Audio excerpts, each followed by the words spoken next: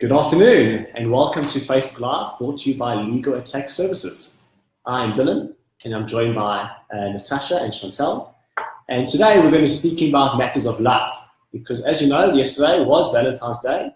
I trust everybody had a really great day and was spoiled. But with love comes a lot of responsibility. So we're here to discuss some of the responsibilities that come with love. How are you guys doing today? I'm good, and you? Very well, thanks. Okay, let's get down to it. If you have any questions, please feel free to ask. And if you do watch this video later and you have a question later on today, please feel free to call us on 0860 587 587, or you can go to our website, which is www.legalandtax.co.za, and we'll be happy to assist you with any questions that you may have. All right, ladies. Now, many people yesterday might have got engaged. They might have had a wonderful day and made sure their love even grew further. So when it comes to love and getting engaged and getting married, there's a lot of steps that you can take.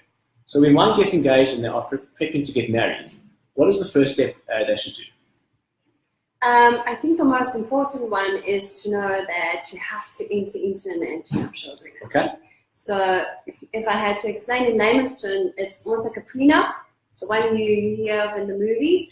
It's a pre-agreement before getting married. So it's an opportunity to stipulate what each person is going to bring into the marriage, okay. And should they separate either by divorce or death, then obviously how it would be divided, whichever you brought in or whichever you're taking out. Okay, so it's the pre-agreement to the marriage. Yes. Okay, so now often it comes up community of property and anti-nuptial agreement, or ANC. What's the difference? Natasha, can you help us with that? Okay.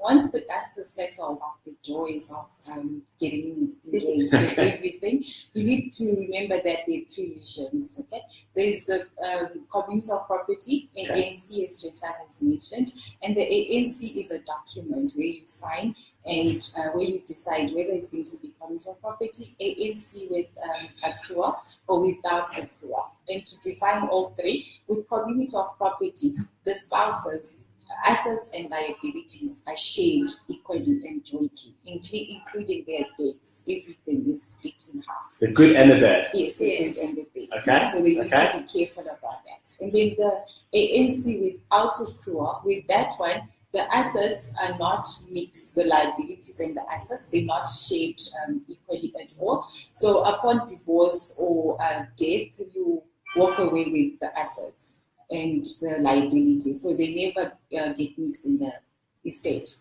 And then with the one with the accrual, when you get married, it has to be stated in the ANC. You have to declare your worth, okay, your assets when you walk in, because when you divorce, they will be calculated again and they will be divided. Whatever you've accrued is going to be divided, and that needs to be split among the spouses. Wow. So it's very important conversations to have when one is building up to the marriage and building up to the wedding day. And it's very important that these are all ironed out beforehand, before the big day happens, obviously. Yes, the ANC, it has to be signed before the big day, because the moment you get married and you get married and you don't sign, it's automatically community of property. Okay, just to bring Chantal into here, so when one wants to sign an ANC agreement, who do you go to? Who's the first person you should speak to?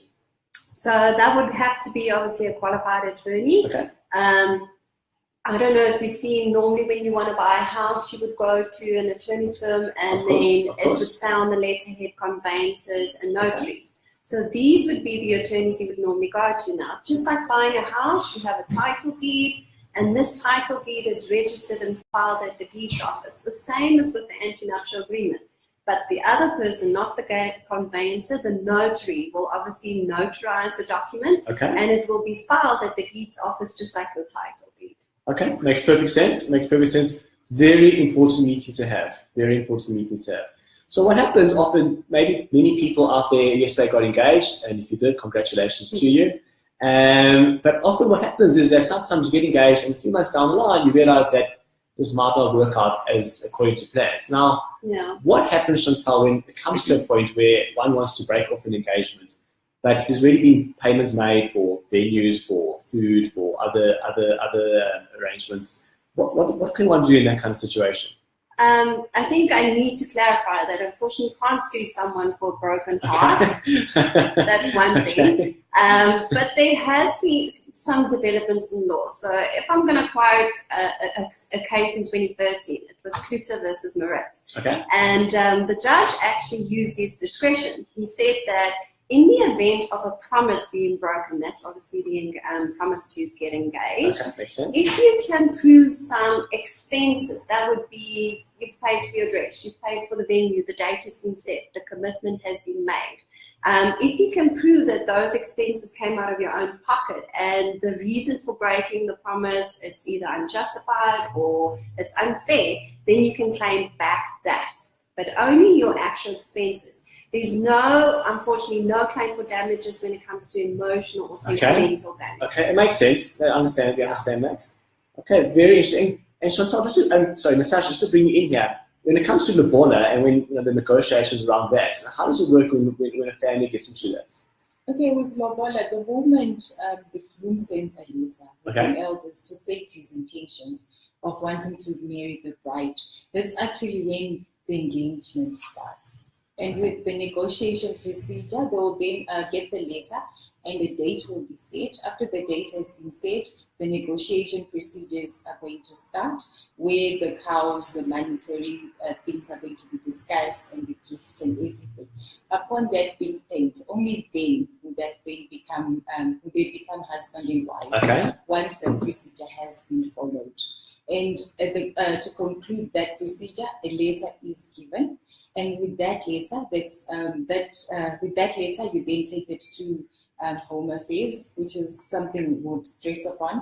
You take it to Home Affairs to have your marriage registered, and then it's a customary marriage. It comes up time and time again how important it is that a couple, once they are married, they have to register their marriage at Home Affairs in order to make sure that should anything happen in the future, that everything's legally binding. Yes, definitely. Very important meeting and appointment to go to. Now, South Africa, many cultures, a diverse country we live in, which is a really, really great thing. So when it comes to different types of marriages, what does the state recognize when it comes to that, Chantal? Well, we don't recognize common law marriages. So that's basically where you've been in a long-term relationship and you assume that you're basically married. But unfortunately, that's not recognized.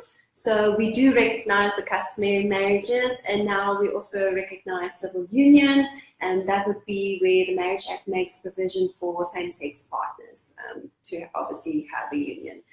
But again, to go back to the antenuptial agreement, that would be very important to make provision for how, say, you should separate either by death or divorce, how the estate would be divided. But you do need to go to the Home Affairs to go and register. It just makes it so much easier to recognize. Absolutely. It's really, really, really crucial. And when it comes to, in this day and age, that it's very common that there's a lot of same-sex marriages. What does the state recognize in terms of that? Well, like I said, it's recognized as long as you follow the process. And the process would be you go and register your union at the Home Affairs. Yes, because we don't recognize common law marriage. So it's not sufficient enough to be in a long-term relationship. You have to actually go and register it.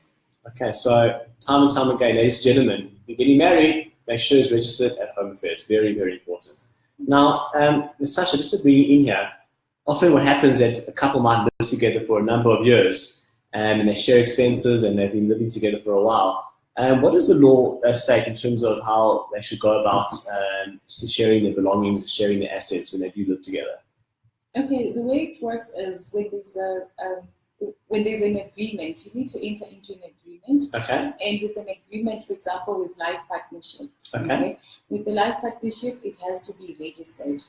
You always need to make sure it's in writing. There's an agreement where you clearly state what your duties are, what you're bringing into that relationship, and how it's going to be shared. But the most important thing is if that agreement is not there, because we know most people do not write such agreements when they start staying together. You just love each other, move in together, and that's it. There's always room for ensuring that your loved one is left cared for, and with this, we do a will.